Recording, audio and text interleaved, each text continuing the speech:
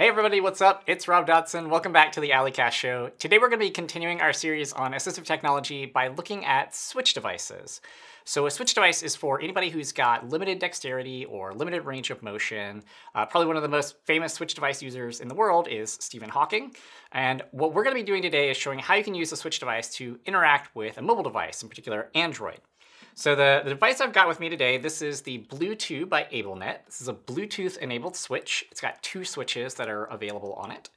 And if we go into our accessibility settings on our phone, we can go down to where it says Switch Access, make sure our device is turned on, go into Settings, and we can assign actions to these switches. So I'm going to go over to where it says Assign Switches for Scanning. And for select, which is, like I want to do a mouse click, essentially, I can click on that. And in this case, I've actually already mapped that action to this yellow button right here. But if you don't have a switch device, you can still test this on your phone by using the volume keys.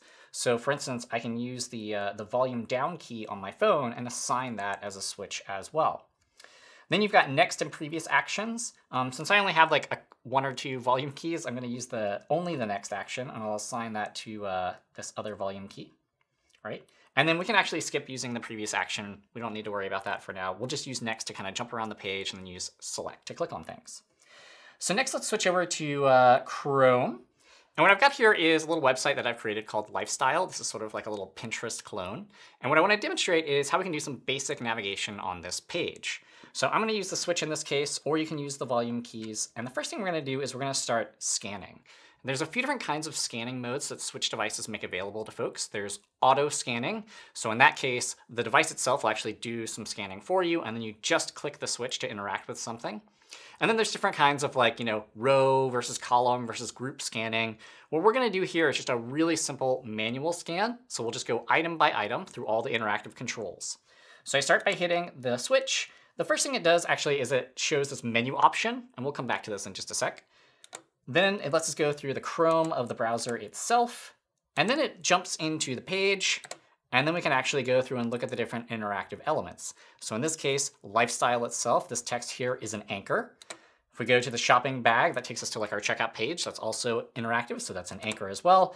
And then the image and the heading for our article, that is an anchor as well. So if you've watched this series for a while, we often talk about using the keyboard to navigate through interactive controls. And what you're seeing here is it's basically the same thing when you're working with a switch device, right? We're landing on all the interactive elements, and we can go ahead and click this other button here to interact with one of them. So in this case, I can click that button to click on this article.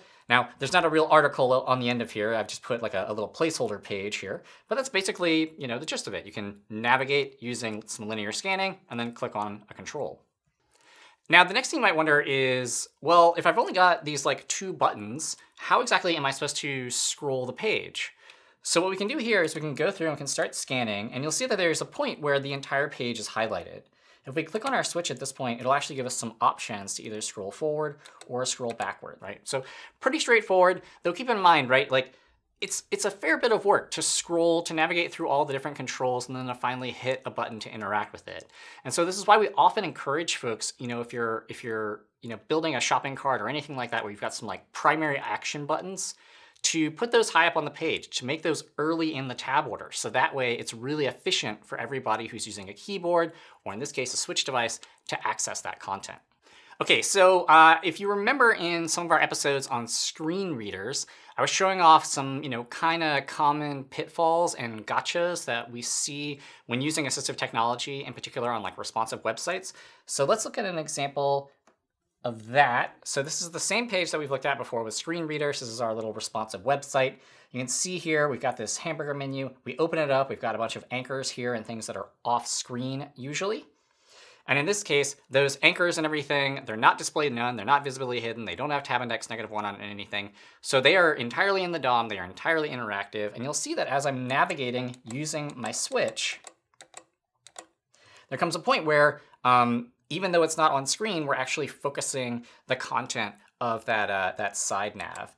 And I'll go through and you can see it's trying to select the different regions in the side nav, and I'll go sort of item by item and look for those different anchors. So again, the trick here is if you have stuff that's off screen, you really want to make sure that you're making it display none or setting it to visibility hidden so it's no longer in the tab order, it's no longer focusable. Because for someone who is using a switch device, it might be, time consuming or tedious or challenging for them to have to hit it over and over and over again. So you want to remove those impediments and make sure that they're having a really good, efficient experience. Now, the last thing I want to show you is how someone interacts with unique controls like this slider down here, because I think this is actually just like super cool. So switch devices on Android and on iOS have the ability to do kind of like a virtual mouse click. And so what we're going to do is we're going to go back to this menu button. We'll click on that. We'll go down to where it says point scan. And then watch what is going to happen here, because it's going to try and do this kind of like cool animated crosshair thing. And we're going to interact with it. So as soon as I hit the button, it'll go. We have this like vertical scanning line. So we wait till we get down to our slider control. We click. Now we have a horizontal line. We click. And that actually moves the control over. So that's kind of cool, right? If someone's using a switch device, though it might be a little time consuming, they are still able to do essentially like a simulated mouse click, which I just think is like pretty fascinating. Now, today we've covered how switch devices work basically on Android and how switch access works there. If you're interested in learning how switch controls work on iOS, I'm going to include some links down in the show note to a YouTuber named Christopher Hill's videos. He is a switch device user who predominantly uses macOS and iOS. So you can go check out his channel. He's got a ton of videos that show how he uses his switch with his laptop, with his iPad, how he like makes music and plays games and does all this other cool stuff. So definitely go check out those videos. Otherwise, that about covers it for today. So if you have any questions, as always, you can leave them down below in the comments or hit me up on a social network of your choosing. As always, thank you so much for watching, and I'll see you next time.